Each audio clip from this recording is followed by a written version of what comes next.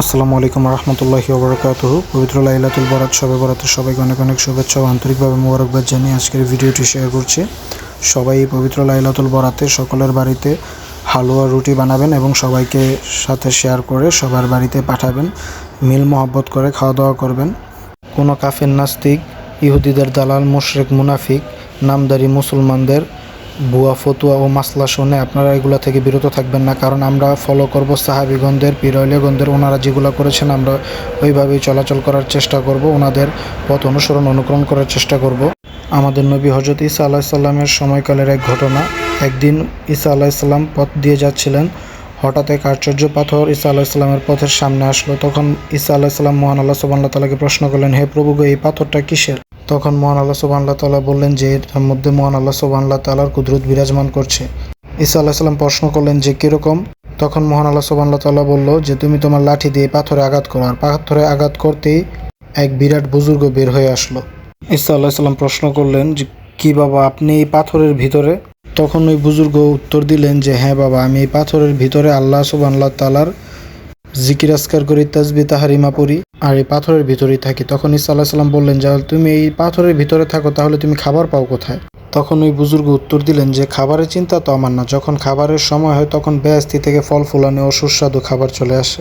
এই কথা শুনে ঈসা আলাইহিস সালাম বললেন, তাহলে তো তুমি বিরাট এক বুজুর্গ, পাথরের ভিতরে বসেই তুমি জিকির আজকার করে বেহেশতি খাবার খাও। আচ্ছা, তুমি এই জায়গার মধ্যে কতদিন পর্যন্ত জিকির করতেছো? তখন ওই বুজুর্গ উত্তর দিলেন যে 400 বৎসর। এই কথা শুনে ঈসা আলাইহিস সালাম বললেন যে আমিও ঈসা নবীও তো আজ পর্যন্ত এত বুজুর্গি হাসিল করতে পারি নাই। তখন ওই বুজুর্গ লোকটি বলল, আরে বাবা, আমার আর বুজুর্গি কি দেখছো?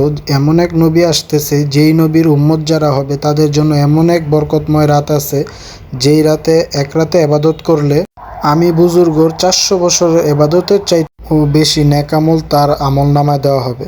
সুবহানাল্লাহ। সেই রাত্রটাই হচ্ছে পবিত্র লাইলাতুল বরাত।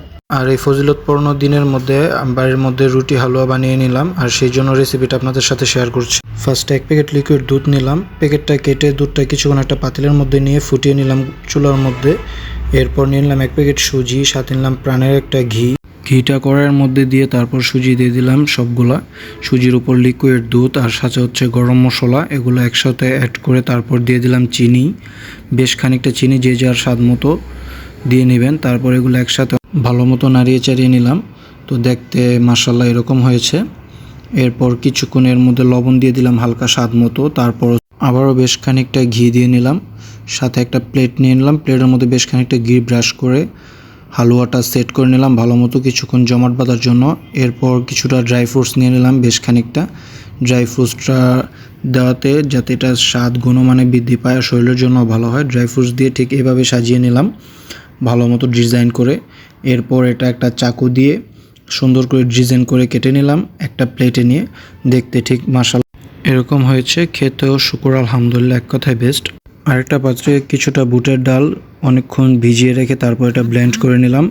ব্লেন্ড করা বুটের ডালটা কড়াইয়ের মধ্যে দিয়ে বেশ খানিকটা লিকুইড দুধ দিয়ে দিলাম, সাথে আবারও গরম মশলা, এগুলো একসাথে অ্যাড করে নিলাম ভালো মতো মিক্স করে। তারপর গরম মশলাগুলো দিয়ে দিলাম। এরপর স্বাদ মতো লবণ, আরও দিয়ে দিলাম বেশ খানিকটা চিনি, যে যার স্বাদ মতো দিয়ে নেবেন, কেউ কমিয়ে বাড়িয়ে নিতে পারেন, এটা যাদের রুচির উপরে নির্ভর করে। তারপর অনেক খানিকটা ঘি দিয়ে দিলাম। এরপর এগুলা ভালো মতো একত্রে যখন ফুটতে শুরু করলো তারপর ভালো করে মিক্স করে নিলাম। বুটের হালুয়াটা একটা ভালো কালার আসার জন্য কিছুটা এই জায়গায় ফুড কালার আমি ইউজ করছি, চাইলে আপনারা স্কিপ করতে পারেন বা দিতে পারেন। এরপর আরেকটা প্লেটের মধ্যে বেশ খানিকটা ঘি দিয়ে দিলাম। ঘি দিয়ে প্লেটটা ভালো মতো ব্রাশ করে চতুর্দিকে তারপর বুটের হালুয়াগুলো এই জায়গায় ভালো মতো সেট করে নিলাম। আর ড্রাই ফ্রুটস দিয়ে ঠিক বুটের হালুয়াটাও এভাবে ডিজাইন করে নিলাম, যাতে দেখতেও ভালো হয়, খেতেও শুকর আলহামদুলিল্লাহ সুস্বাদু হয়। এরপর একটা কাটার দিয়ে এইরকম ডিজাইন দিয়ে দিলাম। দেখতে ডিজাইনগুলো ঠিক এরকম হয়েছে, আমাকে সবাই জানাবেন যে আসলে ডিজাইনটা দেখতে কীরকম হলো। তারপর আটার প্যাকেট নিয়ে নিলাম। এরপর আটাগুলা একটা পাত্রের মধ্যে নিয়ে বেশ খানিকটা এর মধ্যে লবণ স্বাদ মতো দিয়ে গরম পানি দিয়ে আরও হচ্ছে বেশ খানিকটা ঘি দিয়ে দিলাম, যাতে এটা স্বাদ আরও বৃদ্ধি হয়। এভাবে একটা ডো করে নিলাম। ডোটা কেটে ছোট ছোট এভাবে বেশ কয়েকটা লেচি করলাম, লেচিগুলো বেলে রুটি করে নিলাম। তারপর তাওয়ার মধ্যে সেকে গরম গরম, এই তো শুকর আলহামদুলিল্লাহ কমপ্লিট।